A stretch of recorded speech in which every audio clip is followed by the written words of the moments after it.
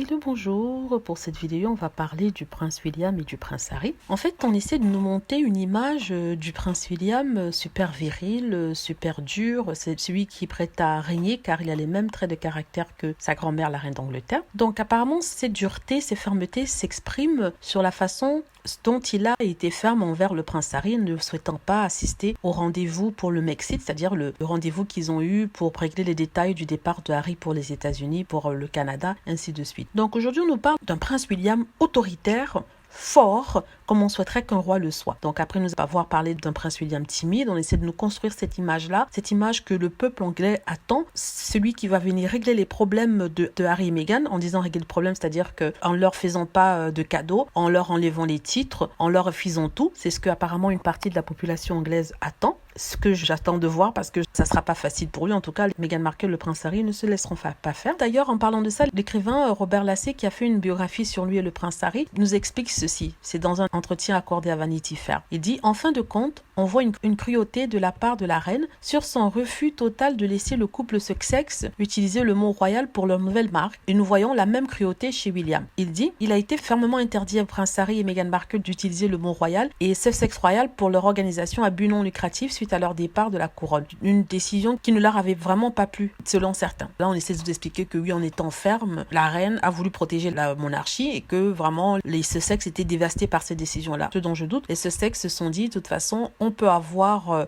mieux, on peut créer nous-mêmes notre brand. C'est pour ça qu'ils ont créé d'ailleurs Archewell et ils vont créer aussi notre charité dans bientôt, dont ils leur révéleront le nom. Donc, c'est bizarre, moi je trouve, après tant de temps, on essaie de renforcer le caractère de William, le prince William. On essaie de lui donner des attributs masculins très, on va dire, même macho, très forts, pour pouvoir en fait créer une image d'un futur roi qui va plaire, un futur roi qui est ferme mais moderne, un futur roi qui sait prendre des décisions et s'y tenir. Et l'exemple donné, bien sûr, c'est Meghan Markle, le prince Harry. Qui d'autre va-t-on citer pour ça? Les cibles sont toujours Meghan Markle, le prince Harry. Apparemment, il n'y a pas d'autres personnes vers qui la rage du prince William va s'exprimer, pas d'autres personnes que le couple Sussex. Je trouve ça ridicule. Apparemment, les Anglais n'ont pas réussi à ce qu'on appelle move on, c'est-à-dire n'ont pas réussi à passer l'étape de la séparation avec le prince Harry, parce qu'ils sont encore bloqués dessus. Les magazines sortent des histoires, des articles sur le prince Harry en ressassant éternellement la même chose, c'est-à-dire oui, le prince William, le prince Harry ne s'entendent pas, le prince William, il n'est pas content, il veut montrer qu'il reste ferme avec le prince Harry